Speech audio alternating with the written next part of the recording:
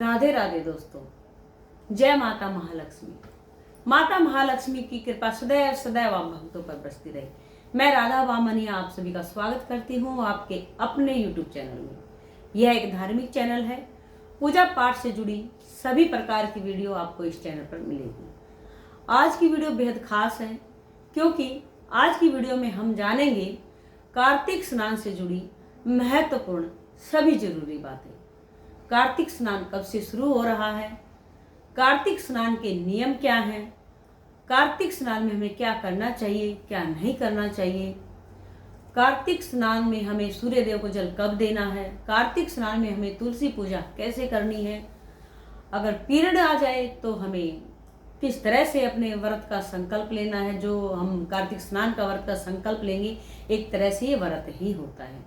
इसका संकल्प हमें कैसे पूरा करना है, बीच में अगर डेट आ जाए तो क्या करेंगे, क्या अधूरा रह जाएगा, और हमें लहसुन प्याज खाना है कि नहीं खाना है, और शादीशुदा लेडीजें शादीशुदा बहनें ब्रह्मचर्य का पालन करें कि ना करें, सभी खास जरूरी बातें आज की इस वीडियो में।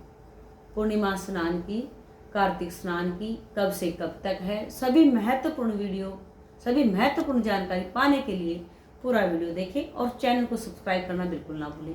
घंटी के बटन के साथ आप चैनल को सब्सक्राइब कर लें। देखिए, कार्तिक महीने में कार्तिक स्नान का विशेष महत्व है क्योंकि कार्तिक का महीना बड़ा ही पावन महीना है, बड़ा ही पुण्यदायिनी महीना है, बड़ा ही पावन महीना, बड़ा ही पवित्र महीना है। और कार्तिक स्नान करना तो बहुत ही उत्तम होता है। देखिए, पहले के ज़माने में लोग कार्तिक स्नान को बहुत महत्व दिया करते थे। आजकल तो क्या है कि उठा नहीं जाता क्योंकि हम सबकी आदतें बिगड़ चुकी हैं। ये तो आप भी जानते हो, रात देर तक जागते हैं, मोबाइलों में रहते हैं, मोबाइलों में घुसे रहते हैं, देर रात तक कुछ ना कुछ ऊट पटांग देखते रहते हैं। देखिए, काम की चीज़ें तो कोई देखता ही नहीं है, फालतू में ऊट पटांग। हमारे घर में भी बच्चे ऐसे ही हैं, लेट तक जागते रहते हैं और सुबह फिर उठते ही नहीं हैं। सबकी आदतें बिगड़ चुकी हैं और इस वजह से जो कार्तिक स्नान का जो महत्व है वो थोड़ा सा अब कम हो गया है। क्योंकि पहले तो गांव मोहल्ले में पूरा हल्ला मच जाता था, कार्तिक स्नान है, कार्तिक नहाना है, कार्तिक नहाने बोलते हैं, कार्तिक नहाते हैं, बहुत कुछ ऐसी बातें होती हैं जो मतलब पहले की थी और अब नहीं है। लेकिन मैं एक बात कहती हूँ, अगर आपका कोई नियम है, कोई उद्देश्य है, कोई संकल्प है, कोई आपका कार्य है पूरा नहीं हो रहा है, या कोई किसी उद्देश्य से आप इस संकल्प को करेंगे, इस नियम को लेंगे पूरे कार्तिक स्नान का, तो आपको फल अवश्य मिलेगा। क्योंकि ये महीना इतना पावन है, इसमें जितना पूजा पाठ किया जाए तो कम है। और कार्तिक स्नान का जो समय होता है, सुबह का जो स्नान करने का और उसके बाद फिर पूजा पाठ करने का, ये तो बहुत ही खास होता है।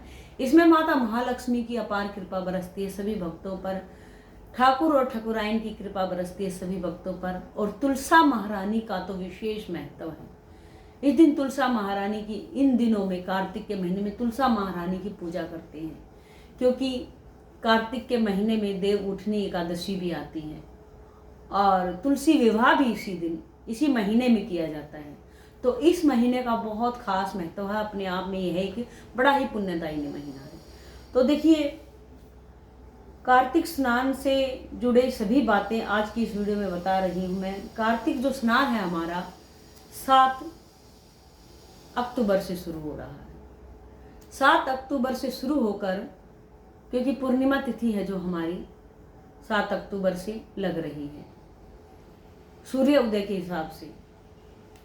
लेकिन कई लोग क्या है कि कार्तिक स्नान 7 तारीख को नहीं कर पाए, यानी 7 अक्टूबर को नहीं कर पाए, तो आप कोई दिक्कत नहीं है, 8 अक्टूबर से भी स्नान आप शुरू कर सकते हैं, इस प्रक्रिया को चालू कर सकते हैं।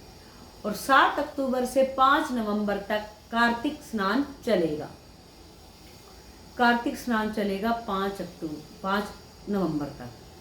इन दिनों में अगर 7 अक्टूबर से 5 नवंबर तक आप पूरा नियम से और विधि विधान से पूजा करते हैं और अपने नियम को पूरा अच्छे से करते हैं, पूरी निष्ठा और श्रद्धा भाव से करते हैं, तो सच कहती हूँ आपके घर की तो काया पलट ही हो जाएगी। कुछ ऐसे उपाय भी बताऊंगी मैं खास, जो कि आप करेंगे तो माता महालक्ष्मी आपके घर के दरवाजे स्वयं ऐसे खोल कर आएंगी। गारंटी है ये मेरी, आपके घर के दरवाजे स्वयं ऐसे खोल कर आएंगी, क्योंकि माता महालक्ष्मी बड़ी ही चंचल हैं और आप चाहते हैं कि माता महालक्ष्मी आपके घर स्थिर रूप से वास करे। तो आप ये उपाय जरूर कीजिएगा। देखिए, वीडियो में लगातार बने रहिएगा, स्किप बिल्कुल भी नहीं कीजिएगा, क्योंकि बड़ी मेहनत से आप सभी लोगों के लिए हम वीडियो बनाते हैं। देखिए, कार्तिक स्नान में सबसे पहले मैं बता दूं, बड़ी दुविधा एक आती है कि उठने की, कि हम कैसे उठेंगे सुबह। इसमें ब्रह्म मुहूर्त में पहले ही जग जाना है। 3:30 और 4 और 4:15, लास्ट 4:30 तक आप उठें। कोशिश करें आप 4 बजे बिस्तर छोड़ दें, 4 सवा 4 तक आप बिस्तर छोड़ दें। बिस्तर छोड़ने के बाद आप अपना कुल्ला दातुन करें और पानी पिएं। अपने नहा धो करके अपने हर कार्य से, दैनिक कार्य से निवृत्त हो जाएं। नहाने से पहले आप घर के आंगन में थोड़ा झाड़ू लगा दें, भले ही काम वाली आती है लेकिन हल्का हल्का सा झाड़ू लगा दें आप, और दहलीज को साफ कर दें। ठीक है, फिर आप नहा धो करके फिर आपने सबसे पहले तुलसी मैया में जल देने से पहले आप सूर्य देव को जल देंगे। अगर आपको ये लगे कि पहले तुलसी पूजा कर लूं तो चाहे तुलसी पूजा कर लें, बाद में आप जल दे सकते हैं। तो तुलसी पूजा करेंगे, तुलसी जी में पानी डालेंगे, तुलसी जी में जल देंगे। तुलसी जी के पास तारों की छाँव में यानी 5:15 बजे तक जल दे लेंगे आप, और दिया बत्ती कर लेंगे तुलसी जी का। ठीक है, और फिर आप सूर्य देव को अर्घ दे दें, या उससे पहले दे सकते हैं। अब कहेंगे सूर्य देव तो उदय ही नहीं हुई, तो फिर जल कैसे दे? ये कोई जरूरी नहीं है कि सूर्य देव उदय नहीं हुए तो जल कैसे दे। आपका नियम है, आप अपना नियम फॉलो करें। ठीक है, आप अपने नियम के हिसाब से डेली के डेली एक समय जब जल दे रहे हैं उसी समय आप जल दें। जो आप नियम ले रहे हैं, जो आप संकल्प ले रहे हैं, उसे आप पूरा करो। अब बात आती है कि उठा तो नहीं जाता। उठो, आप कोशिश करो, रात को जल्दी सो जाओ, और आप उस दिन में भले ही थोड़ा सो लो, लेकिन फटाफट से आपको 4:15 6 बजे तक आपको अपनी पूजा पाठ सब काम निपटा लेना है। कथा जो भी आपको पाठ पढ़ना है, विष्णु सहस्त्र नाम पाठ पढ़ना है, माला करनी है, जप करना है, जो भी आपको करना है 6 बजे तक आप निपटा लें। आराम आराम से सब कर ले, निर्विघ्न सब पूरा कर ले। फिर आप 4:15 बजे तक ये सब हो गया, उठ लेंगे।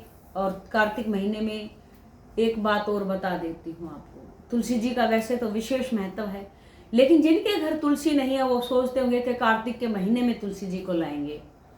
लेकिन मैं आपको बता देती हूँ, आप पूर्णिमा को सोमवार के दिन तुलसी जी को ला सकते हैं, लेकिन कार्तिक के महीने में आप तुलसी जी को ना उखाड़ेंगे, ना कोई कष्ट पहुंचाएंगे। तुलसी जी को इधर से उधर नहीं करते हैं, तुलसी महारानी को इधर से उधर नहीं करते हैं, उखाड़ना नहीं चाहिए। इसीलिए आपके घर नहीं है तो पहले ही लाएं। ठीक है, कार्तिक के महीने में तुलसी जी की पूजा होती है, उसको कष्ट नहीं पहुंचाया जाता। कहने का एक तात्पर्य यही हो गया कि आप वो एक जगह से दूसरी जगह ला रहे हो तो उनको थोड़ा कष्ट ही होगा, तो आप पहले ही ला करके तुलसी महारानी को स्थापित करें। अब ये आ गया कि ब्रह्मचर्य का व्रत, तो ये हमारा संकल्प तो पूरा हो नहीं सकता, ब्रह्मचर्य का पालन करना होता है संकल्प में, तो वो कैसे करेंगे? देखिए, ब्रह्मचर्य का पालन मानती हूँ बहनों के लिए करना मुश्किल हो जाता है, क्योंकि अपनी नहीं चलती है। अपनी चले तो अच्छी बात है, नहीं चले तो कोई बात नहीं। आप बिना किसी को कष्ट पहुंचाए, बिना अपने घर में कलह कलेश किए इस व्रत का संकल्प करें पूरा। नहीं हो रहा ब्रह्मचर्य का पालन तो कोई बात नहीं, आप भगवान जी से प्रार्थना करें कि ये मेरा धर्म है, इसको मेरे को निभाना पड़ेगा। भगवान जी मुझे माफ़ करना, माता जी मुझे माफ़ करना, हे तुलसी मैया महारानी मुझे माफ़ करना। इस तरह से आप करें। देखिए, घर में आप कलेश कलाश करा के, घर में कलह कलेश करा करके आप कोई पूजा करेंगे तो आपका मन भी खराब होगा। अब कहते हैं कि कार्तिक के महीने में अब तुलसी महारानी की पूजा कर रहे हैं, लहसुन प्याज खाएं कि नहीं खाएं? आप तो खुद छोड़ देंगे, परिवार वालों को कैसे छुटाएंगे? तो परिवार वाले ना छोड़ेंगे, आपकी वजह से वो तो नहीं छोड़ेंगे। जो खाते हैं वो तो देखो नहीं छोड़ेंगे, और जो नहीं खाते उनके लिए तो कोई कहना ही क्या है, फिर तो कोई बात ही नहीं है। लेकिन जो छोड़ दें तो अच्छी बात है, नहीं छोड़ें तो आप उस बात की भी परेशानी ना लें। निर्विघ्न आप अपने काम पूरे करें, किसी को बिना कष्ट पहुंचाए, घर में बगैर हल्ला मचाए। लहसुन प्याज का भी परहेज आपसे ना निभे तो कोई बात नहीं, आप इसे भी मत निभाइए। ठीक है। अब बात आती है कि देखिए कोई बुजुर्ग भी होता है, कोई जवान भी होता है। देखिए आप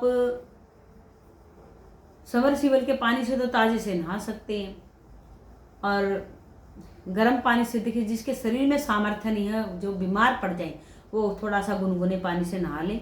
कहने का तो मतलब ये ताज़ा पानी से नहाया जाता है, यानी ठंडा ही पानी होना चाहिए, ताजे पानी से नहाया जाता है, क्योंकि इसी को बोलते हैं कार्तिक स्नान। और नहीं नहा सकते, आपको लगता है कि बीमार पड़ जाएंगे, कि आगे थोड़ा सा ठंड बढ़ भी जाएगी, हो सकता है कुछ दिन ऐसा हो जो एक हफ्ता आपका रह गया या 15 दिन आपके रह गए, वो थोड़ा कष्टदायक। क्योंकि देखो भगवान जी आजमाते हैं, प्रभु जी आजमाते हैं सबको, कि देखते हैं नियम का कैसे पक्का है। आप नियम एक बार ही लें, चाहे गुनगुने पानी का लें चाहे ठंडे पानी का लें, वो नियम एक ही बार लेंगे। आप गुनगुना लेंगे तो गुनगुने से ही नहाइएगा, ठंडा लें तो ठंडे से ही नहाइएगा। ये एक चीज का एक नियम होता है। ठीक है, ये तो हो गया आपका नियम। अच्छे से जिस चीज को आप कर पाए ना, बिना कष्ट के, कि घर में बिना कलह के, वो ही काम करिए आप। ठीक है। अब आ गया पीरियड्स में, देखिए मासिक धर्म हो जाता। मासिक धर्म में हम पूजा तो नहीं कर पाएंगे, हमारा संकल्प तो अधूरा रह जाएगा, पूजा हमारी छूट जाएगी। अब क्या करेंगे? देखिए पूजा छूट जाएगी, मानती हूँ आपकी बात, लेकिन नियम आपको नहीं तोड़ना है। भले ही पूजा नहीं करेंगे, मान लेती हूँ मैं, आप शारीरिक पूजा नहीं करेंगे, लेकिन मानसिक पूजा करेंगे। नियम नहीं तोड़ना है। पूजा भले ही ना हो, लेकिन नियम नहीं तोड़ा। आप उसी ही टाइम उठेंगे, नहाएंगे, धोएंगे, मंदिर में प्रणाम करेंगे, और माता लक्ष्मी को प्रणाम करेंगे, और माता महारानी तुलसी महारानी को प्रणाम करेंगे। दूर बैठ करके आप मानसिक पूजा करेंगे। ठीक है, तो आपका संकल्प नहीं टूटेगा। आपकी क्या हुआ? मानसिक पूजा हुई, शारीरिक पूजा नहीं हुई। तो क्या हुआ?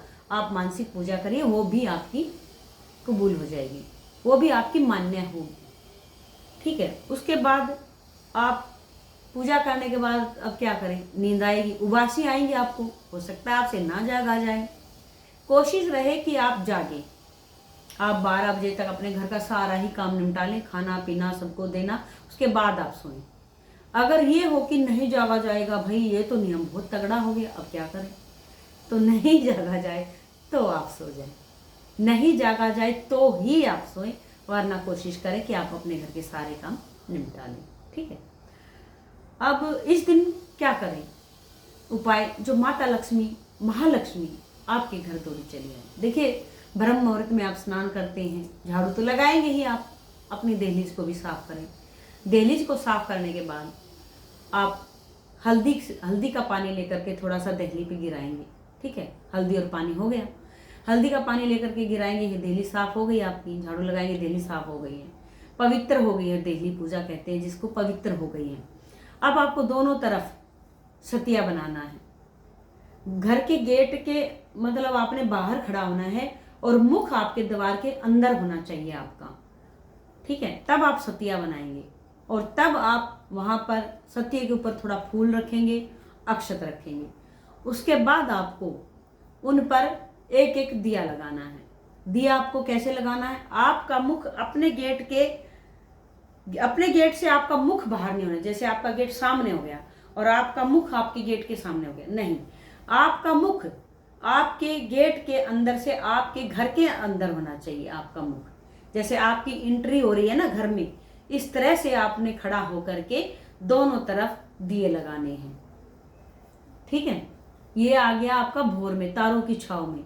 जब आप अपने तारों की छाव में अपने घर में तुलसी महारानी पर, आप अपने दहलीज पर प्रकाश करेंगे, तो माता लक्ष्मी अपने आप को नहीं रोक पाएंगी, आपके घर जरूर आएंगी और आपके अन्न धन के भंडार भर देंगी। ये मेरा मानना है और ये चमत्कार है भी। माता महालक्ष्मी आपके घर जरूर आएंगी। फिर आप जाग तो जाते ही हैं। आकाश दीप का भी बड़ा महत्व है। देखिए, दीपदान जितना करेंगे कार्तिक के महीने में उतना आपके लिए बहुत अच्छा है। दीपदान का विशेष महत्व होता है कार्तिक के महीने में। दीपदान आप अपनी दहलीज पे भी दीप जलाएंगे, आकाश दीप, आकाश में जाकर के आप खुली छत पर एक मतलब सूर्योदय से पहले पहले लगभग आपको 5:15 तक तुलसी की पूजा कर लेंगे। उसके बाद आपको आकाश दीप जलाना है। आकाश दीप जलाना, फिर अगर आप हो सके, संभव हो तो आप तभी के तभी एक दिया पीपल में भी जगा कर आए। ठीक है, ये तो हो गया दीपदान का महत्व, बता दिया है हमने आपको। अब हम सूर्यदेव का भी आपका कंफ्यूजन दूर हो गया है। ठीक है, अब हम क्या करें, ऐसा किस तरह से करें पूजा, हम स्नान दान क्या करना है, ब्रह्मचर्य का पालन, ये सब भी हमारा हो गया है। और माता महालक्ष्मी की कृपा कैसे प्राप्त करनी, ये भी हो गया है। अब हमें क्या करना है, देखिए, विष्णु सहस्त्र नाम का पाठ करें या ओम नमो भगवते वासुदेवाय नमः, ये भी आप मंत्र की एक माला आप जप सकते हैं।